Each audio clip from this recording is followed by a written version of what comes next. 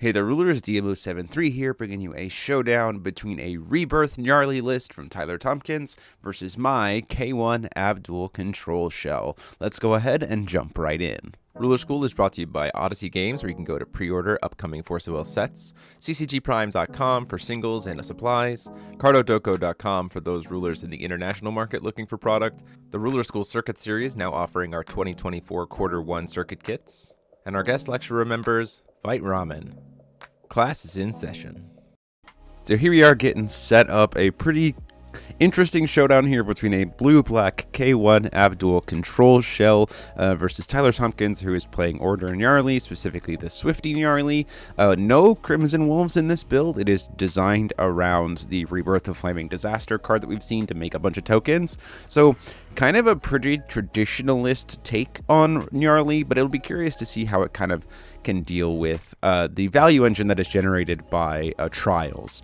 For me personally, I really like this idea of playing blue-black. It has, in my mind, the most spot removal as well as the most ability to set up a situation where you just choke your opponent out with so much value, because you can use things like Grail to have Abdul turn off the Grail on your turn, so you get all your stones and your opponent gets none. You get to turn off enter effects. You get things like Furcus to steal hand advantage, even more, choking your opponent out. There's a lot of cool things you can do with, and honestly, it has so much good spot removal and resource generation through things like Magical Wind Chime and stuff that it can actually put up a decent fight against early aggressive strats. So we'll see how this goes. Hitting the turn 1 Abdul stone here actually kind of sucks. We have a Thunder Parasol in hand, and we'd love to be able to use it. Instead, we go ahead and just flip over the Abdul to say, like, let's use the Abdul to our advantage as much as we can. This means War is going to come down and target me, the player, instead of the Abdul. Well, we're going to get burned for 800 damage just from the This Means War reveal, which is pretty good for Tyler, getting to have just all that extra will, that free burn damage, as well as free extra cards in his hand for things like Chivalry's Tears. And, things from there. Now, the nice thing about Abdul is we are going to be able to stop something like ordering a little wolf girl from being able to, Red Riding Hood from being able to get those extra stones. That puts us at a pretty good spot to not just get blown out with just raw burn damage right out the gate. It is, however, still going to get flipped for sure. So Red Riding Hood comes down here, is not going to get the extra stones, but we'll be able to call stone, which then burns the board and me for 2. So now Red Riding Hood is buffed, and we are sitting on 200 damage on the Abdul. And you see there is exactly what we need in the form of a Gradius to just pop the Abdul. Now, we are going to probably take the damage here from the Nyarly. It's going to be swinging in for a total of 6 because it's burned me for 2. So it got its own ping and a +2/+2 in swiftness from the Nyarly. So swinging in for 6. Pretty good chunk of damage there out the gate. But we did successfully kind of stop the overall damage that we could do. There's the Bluestone that we would have loved to see in turn 1 for the Thunder Parasol in hand, but we can go in for a nice fleeting Moon Jewel. And we are actually going to see that going to put a treasury item into the field, which is the best treasury item in the entire game, which is our wonderful body to serve as a blocker, being Zeus Alice. Main reason why we play this as a one-of is it's just nice to be able to have that kind of instant body, because we're also playing things like Apollo Sphere, and we need a body to be able to attach to it here. Now, we are flipping over the Kaguya here, mainly because we're also playing Robe of the Fire Rat, and if we play Apollo Sphere, we could use it to be able to make, a Darkness Chant free or something else like that if we need to. So we'll see how that goes, and there's no real way for Tyler to be able to answer that outside of something like maybe Magic Stone Dance of Chaos, but, if K1 dies, that's not really a big risk to me. So taking the burn damage from the Called Stone from the Nyarly, Nyarly is still swinging in for 6. It's not big enough to be able to kill the Zeus Alice, so it's probably not going to swing this turn, and if we see some kind of a tap out or something else, that puts us in a good spot to be able to respond. Fleeting Moon Jewel is also nice here, being able to produce 2 will for us here, which could make all the difference based on what we have, especially since it gives us access to blue, which is also really great for being able to play things like the Thunder Parasol that we have in hand that we talked about before. We're going to see a Nyarlathotep doll attempt to be cast here to try to proc more resonance triggers. This is where we're going to certainly respond. Now, we do have Alice is technically a treasury item, so we have some resources to be able to go here. We're going to tap Zack, Moon Jewel, and pay 1 and tap Zeus Alice and pay 1 stone to use Moondust Revolution for a 3 cost here. To try to hit Nyarlathotep for 1200, gain 1200 life back, and try to survive. and proc trials. This is also just in general very good. The fact that Moondust Revolution can rest treasuries of different names to be able to pay into that X cost while also gaining life. I don't actually have to successfully destroy anything to be able to gain the life, which is nice. If I had fewer cards in hand, I'd certainly be able to draw up to 3, but I think I'm still currently sitting at exactly 3 cards in hand, so that's probably not going to come up in this entire instance. Now, we do see that there is the Rebirth of Flaming Disaster here. That is going to come down. Once again, it's not going to generate a ton of value here. It's pretty much going to keep us at life neutral because I'm going to gain 12. It's going to make 3 tokens, and then those tokens are 4/4s that can swing in for the damage. So I kind of essentially am negating the damage from the Rebirth, and pulling a Rebirth out of Tyler's hand this early when there's so few stones is pretty great.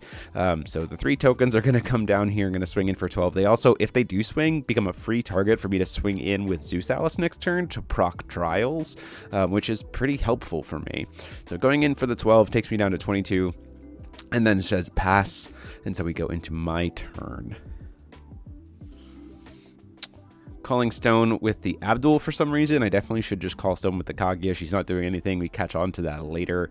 Swinging with that, we're going to proc trials here to go get a treasury item. Specifically, we're going to try to draw some cards with a pictorial scroll. Now, I could grab the pictorial scroll out of the main deck for this, but you'll notice the reason why I try to grab the first one out of the treasury item area is because Fleeting Moonjewel can then be used to cheat out Kaguya's pictorial scrolls from my hand to allow us to draw even more cards. So it's kind of a matter of just trying to get the most value possible here, because pictorial scroll doesn't have mythic. So we're just going to go search for Fleeting Moonjewel. Unfortunately, that gives us Crimson Moon, which would have been great to see for that Abdul. So it had Imperishable. That's one of the reasons why we're playing Crimson Moon, because Fleeting Moonjewel makes it free in that sense, but we're still sitting at a good point to be able to produce some will here. We've got the ability to make something else a treasury item. We can make Crimson Moon a treasury item thanks to Tsukihime. We've got a lot of card draw here. We are kind of pseudo tapped out, but we have the ability to produce 2 will off of Fleeting Moonjewel, which is really, really nice.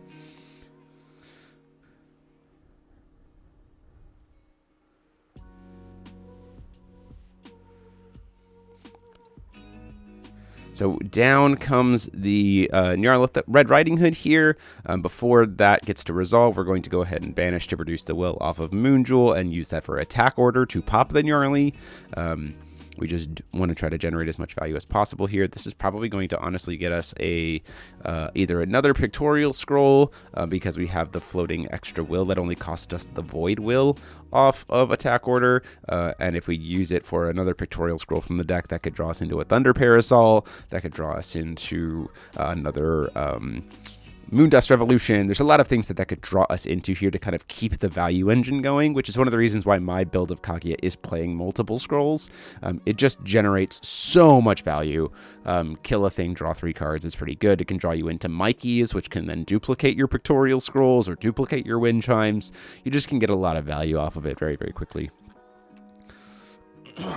So we still have access to the Tsukihime, which could block one of the tokens, and there's probably not going to be a swing in this turn from that, simply because we don't want to worry about it. We are going to see a pitch of 2 stones, the 2 temp stones, to go ahead and try to burn Dogra Magra. At this point in time, we cannot risk going down to 100 life just in case there's a high roll, so we're going to use it to try to make treasury here. Now, this is a little bit of an error on my part. Moondust Revolution specifically says treasuries with different names. I gain too much life here off of this, so I can't rest both pictorial scrolls to make this happen. So it would only be gaining 8 instead of 12, which, so just keep that in mind. My life total should be a little bit lower if we were playing the card properly, which I wasn't. And then we're going to go ahead and grab Robe of the Fire Rat off of that one, mainly because this helps to prevent the damage if that token did decide to swing in, or if there was a follow-up play of something like another Isis or something like that, we could try to prevent the damage that way.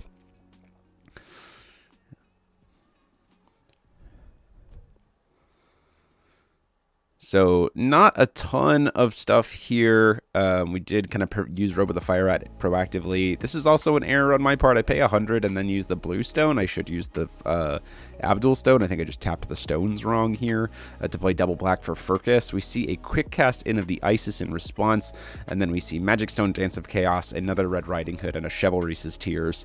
We're probably going to take the Magic Stone, Dance of Chaos here. It gets the most value. And there's another little play error here.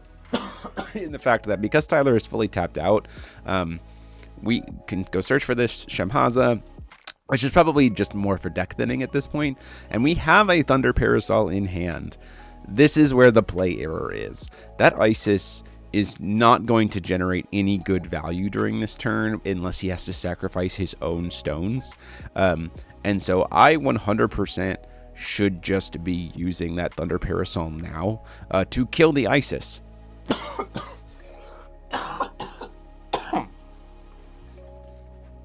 But you will notice in a moment that I forgot she has the ability to banish a stone to draw a card. So that's my fault 100%. So the Red Riding Hood comes down here. We're going to use Robe of the Fire Rat in response to try to prevent it. This is going to make some extra will off of the Isis, even though the stones are coming into play tapped. So my board's not getting burned. I'm not getting burned. There's nothing there, but I let him have these cards. Every single one of those Magic Stone of Reincarnation becomes 2 card draws because you can banish it to Isis with then push them procs it to draw a card. The hand was pretty dead for Tyler at that point, with just Chivalry's Tears and one unknown. If we had just killed the Isis before anything had happened, we probably would have been in a really good spot to just kind of control the game from that point, especially considering we had the Robe of the Fire Rat to answer the Red Riding Hood. The top deck would be pretty minimalistic, and instead we see this cascade of red wine and bread, and you see now, here comes the Thunder Parasol, which way too late to try to pop the Isis just to stop even more value. This is my play error, and this goes to show, even in the day now, you still have to respect the kind of cascading nature of what Nyarlathotep is able to do with her support cards, as well as the interactions with things like Isis, Magic Stone, Dance of Chaos that just got unbanned off the ban list, as well as, you know, things like the Magic Stone of Reincarnation, or if you're playing Wolfstone, there's just a lot of value that can be generated off of it.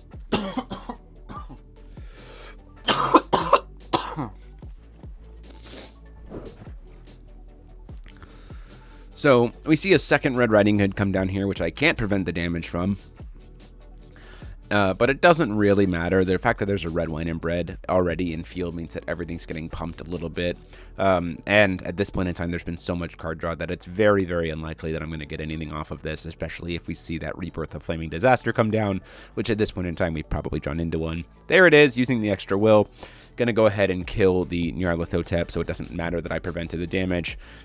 Looking at the kind of hand of cards here, seeing what I could have options to, seeing what my face down pile of stuff is, ultimately just deciding that because there's so many stones out, it's going to generate so many tokens. They'll all be 600s. I can't block them all. And at that point in time, we're just going to have to scoop it up and go into game 2.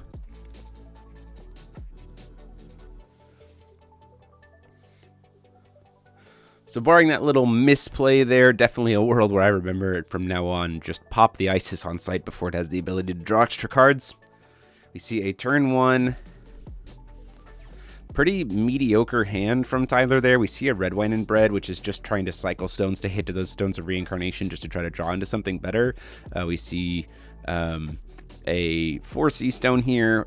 We do have an attack order in hand, which is nice. We're just going to pass. Attack order is also very nice to see if Tyler goes into another Isis line here, which it very much looks like it's a before recovery Isis line going to come down. We're going to call another stone, hit that true stone, which sets us up really nicely for being able to go into Abdul on 3, especially if we can do Crimson Moon off of something like a Fleeting Moon Jewel. Down comes the Isis, and we're not going to let that slide. We've learned our lesson, paying 100 here for attack order. Get that.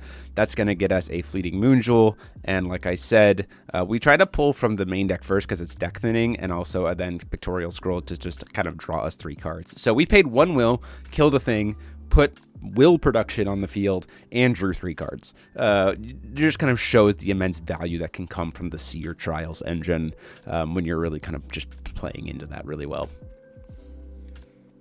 We're going to see that Magic Stone Dance of Chaos come down here. Just to trying to draw into something, potentially. Trying to hit more of those stones. It does proc Magic Basket 3 times, so things are getting already that little bit of a pump. Tyler here going for a little bit of a risky play with an ordered Rogue Spectator, being able to call stone and maybe kind of set up for just some better card draw here. Maybe a Rebirth. He does have the Rebirth of Flaming Disaster in hand, though, but he doesn't have the will to be able to do anything with it at this point in time. So we are going to crack the Fleeting Moon Jewel for Moon and Void. Use the Treasury item there, tap 1 more stone. Moon Dust Revolution in response to the enter effect, so I can still gain life. We're going to deal that 1200 damage. We're going to go up to 5100 life. Grab another Fleeting Moon Jewel, which produces us more moons. That gets us Crimson Moon. This sets us up for next turn being able to flip an Imperishable Abdul. Now the Stone Call comes down. Imperishable Abdul into this matchup seems absolutely disgusting.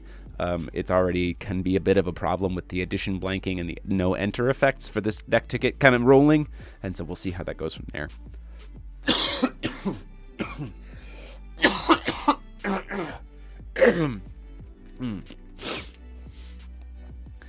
We see casts for Fossil Girl in the City to pop the Pictorial Scroll, which makes a lot of sense. Just wants to get rid of those cards, permanently inaccessible. Gruus Ballista Stone going to come down here. We're going to use Coin for Summoning Art of Hal-Hazred. And the main reason we're going for this line is because of what we top decked, which you'll see here in a second. So we search for the Furcus, and we're going to go play that for free because of Summoning Art. We're going to get to look at the hand. We see Rebirth of Flaming Disaster. Certainly going to take that. Second Furcus comes down, takes the next one. Third Furcus comes down and takes the Isis, leaving just a Dogra Magra and a Chivalry's Tears to be able to do kind of anything at this point. And those cards are all going to come into my hand. And then we can still also flip the Abdul for 1, which then sets up the no enter effects and being able to blank red wine and bread. And then we're just going to use the triple Furcus triggers to go just get to steal those 3 cards from Tyler. We're going to proc Abdul to turn off the Isis, the red wine and bread before we even get to move to recovery. So we're at a pretty good spot here. A lot of bodies, still have some will to be able to produce stuff, still have Fleeting Moon Jewel to pay for stuff. We've got his Isis in hand, not that it matters. We've got the Rebirth of Flaming Disasters, which also is fine.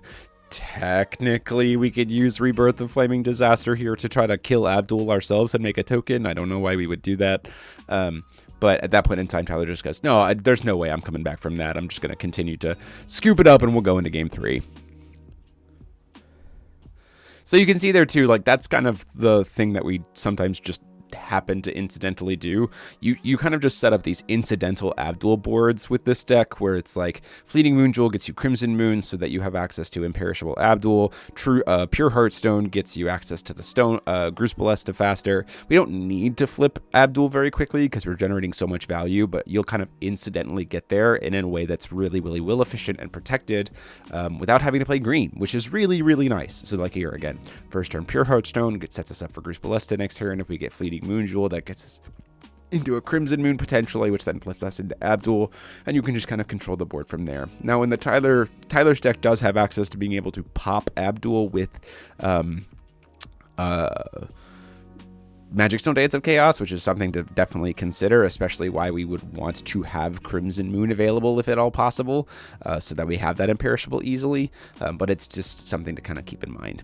Seeing a Kilo Fossil Girl before recovery, and then just a Call Stone and a Seeming Pass. We're going to draw for turn. Does decide to pay the 3, sets up for the Isis here. We get Gruus Ballista. We're going to say, you know what?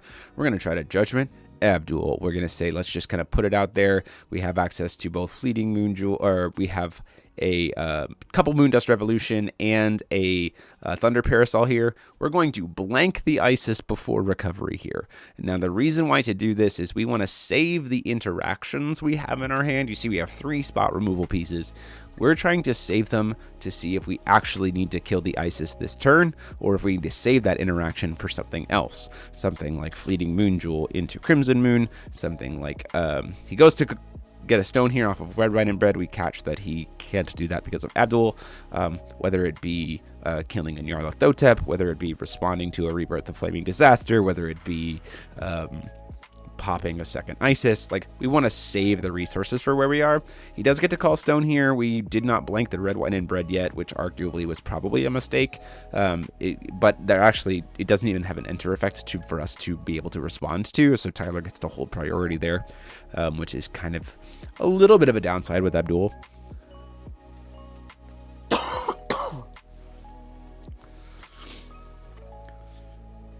Down comes that Magic Stone Dance of Chaos. This is exactly what we're going to then blank the red, white, and bread with Abdul, so no more procs to pump everything up. Knowing that the Abdul is probably going to die, we're going to pay 100 and use Mermaid's Thunder Parasol to go ahead and pop the Isis at this point, leaving Tyler with just one will to be able to play around with. Shuffling in, this gets Trials to trigger. This is probably going to get us Fleeting Moon Jewel, which is then probably going to get us either a Pictorial Scroll from hand. There's the Pictorial Scroll, like I said, from hand, draw 3 cards. Trying to draw into maybe something that we can use to kind of keep Abdul alive, but ultimately we accept the fact that he's just going to get killed by paying 0. But he's kind of served his purpose at that point. There's really not much that Tyler's going to be able to do this turn with all those stones to really generate a good amount of value off of just one will, especially because his ruler's tapped. We do see a red flame come down, though. That's going to hit for 1,400 damage, which is not great. You see, I did have terrible prophecy there. Like, we were at a spot where maybe we could have gotten terrible prophecy to come down there along with Abdul. It's kind of just a card that we play a couple copies of in the list just for situations where we can sometimes just get it to resolve. Unfortunately, not going to do much in this matchup very much here. We do have a lot of hand advantage over Tyler right now. It's just a matter of can we kind of create the value engine that we need to stay alive. And keep Tyler kind of choked out before we can set up, like a really big Moondust Revolution for a ton of burn damage. Can we find our Mikeys to be able to start pumping those up with all of our additions? There's a lot of different ways that we can kind of find the lethal here. So we see a Call Stone and a pass. You will also notice, we'll fix it here in a little bit, that we accidentally put one of his stones back on the bottom of the deck, the Blasting Waves, that shouldn't have been. We associated it with the red, white, and bread, but the red, white, and bread never actually ramped him a stone, so we just got confused there. So Tyler should actually be at 4 stones here. We'll catch that in a minute. Before recovery, we're going to go ahead and do a Moondust Revolution here for 800 just to hit him. We're, trying to get some life gain up here, make it so that we're not kind of as scared of sudden burst damage, heal some back, or maybe try to force him to try to go into a rogue spectator here unordered, which then we can then use to go ahead and spot remove that way. Before recovery, lots of floating will here before recovery to be able to work with. But if this does resolve, it's really nice because we get to hit him in the face for 800 and then gain 800 life. So go up to 31 and down to 29. Draw for turn. This is where we start talking about the number of stones that we have and we kind of catch it and fix it. So just remember to kind of, if you're playing Nyarly, keep track of what stones are what. One of our players, Paul, usually puts them on either side of his ruler so he knows what are temp stones and what are real stones. But it's helpful to be able to walk through it. We fix it here. We go back into the bottom of the stone deck and hit the Blasting Waves and put it into the field.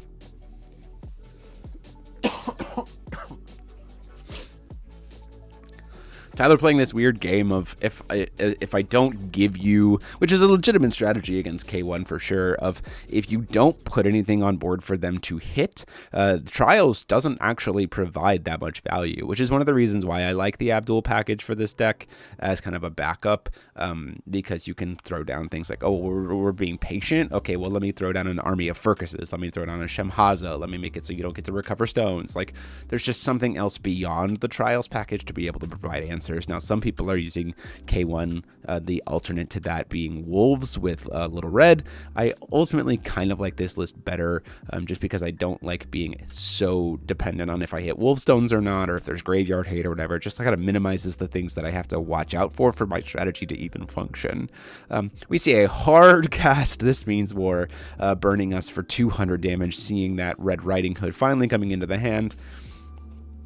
And this is where we get to see some interesting stuff here. So before recovery, we're going to go ahead and cast this Rogue Spectator to try to set up some life gain. We respond to that. We start to go by tapping 2. We'll fix that here in a second. We end up deciding to just go ahead and burn it for 4 instead to save up some more will. We're going to burn the Gruus Ballesta and leave up the other stones here. We only need to hit it for 4. There's no pumps here. Gains us another 400 life before he stops us being able to life gain, cuts us up to 33, and then puts us at a spot where we get to get the magical wind chime out here, which kind of like refunds the will from the Gruus Ballesta.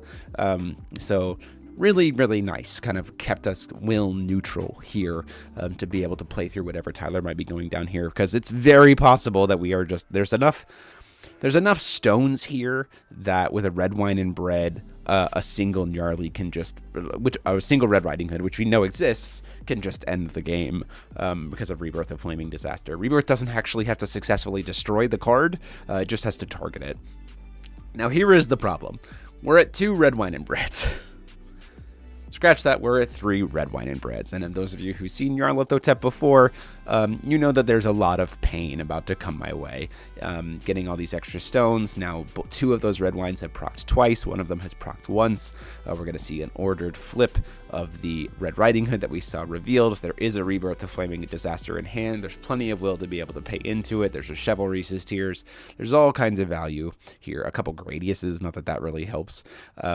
And so this is probably the lethal. Keep in mind that off of the 2 resonance triggers from the Red Riding Hood, that's also going to proc each of those red, white, and reds 3 times. So even if there is no Rebirth of Flaming Disaster right now, if I don't have exactly an attack order to be able to answer the Red Riding Hood, the Red Riding Hood will be doing 3,400 damage overall after the swing because of the 2 burns to face from the 2 proc stones, and then pumping itself up, and then the +2/+2 from the order. It's 3,400 exactly.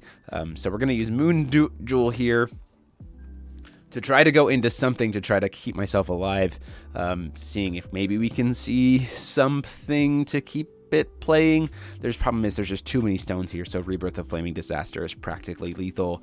We do go into having to pay the full 5 colors for a Thunder of Zeus to try to cancel the automatic ability to be able to get 2 more stones and try to deal 2,000 damage to the little red to try to keep me alive. Now you see the hand there is double Doggermagra, double Gradius, and Rebirth of Flaming Disaster.